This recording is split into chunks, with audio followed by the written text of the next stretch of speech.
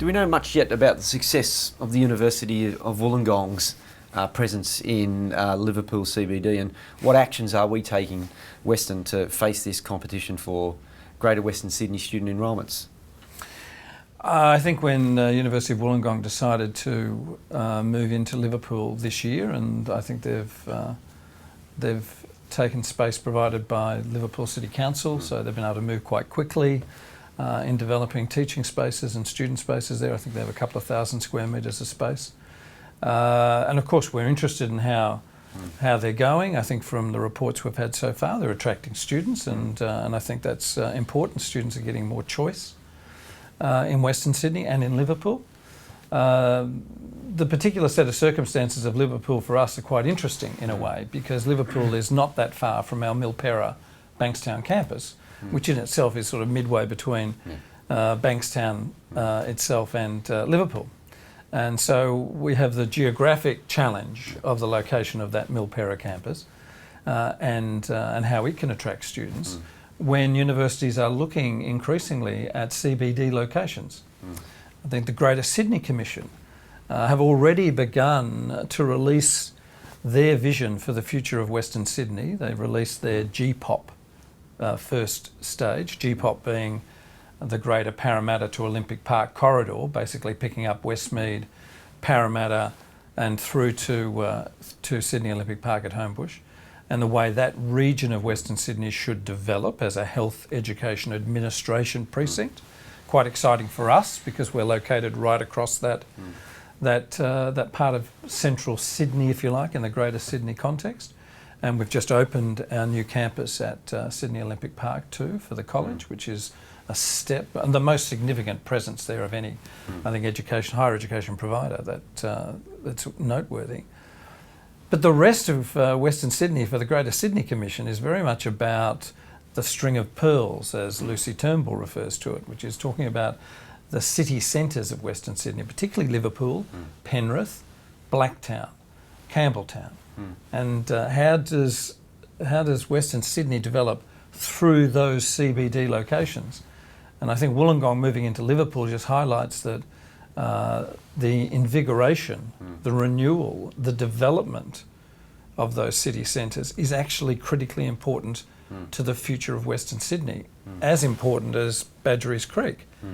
And universities will play an important role, according to the Greater Sydney Commission, in revitalising those city centres. We're thinking of mini 1PSQs, are we, in these centres? Is that the thinking I think of the university? 1PSQ, in a sense, set the standard for what it takes for a university to significantly increase its presence in a CBD in Western Sydney. And it's in the public domain that Charter Hall bought 1PSQ from Leighton's for $220 million. That is a significant investment and a significant recognition of our future, of Western Sydney University's future in Parramatta and in the region. So there's a big price tag on revitalisation through university campuses. We will be developing a presence in the Liverpool CBD. I think there is an obligation on us to reach out to our region in the best way we can and to reflect the needs of our region. And certainly Liverpool CBD will be an important gateway to Badgerys Creek and to Western Sydney Airport, and an important centre of development for Sydney. So we'll be there, and we'll be looking at opening what you might call a mini 1PSQ, but a 10,000 square metre building in Liverpool.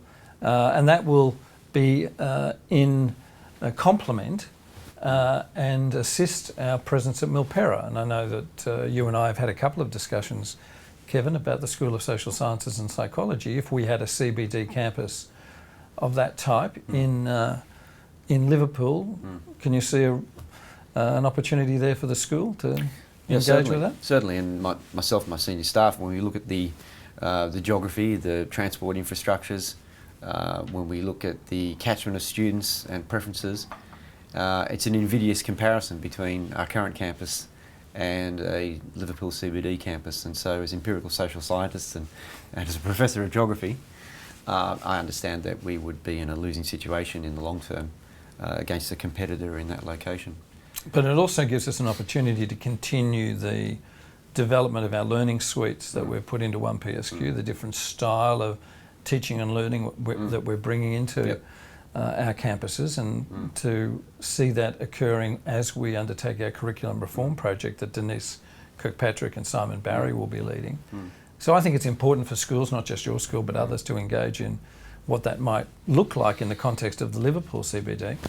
But I can tell you there are a number of universities that are actively looking at Blacktown. You know, Blacktown is a city of 300,000 people. It's one of the largest cities in our region. And the City Council there, are extremely interested in a university presence.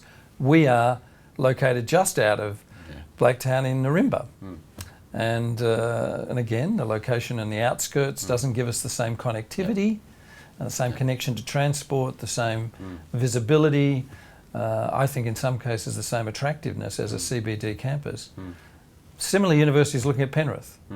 And again, we have our great set of campuses, Kingswood and Warrington North and South.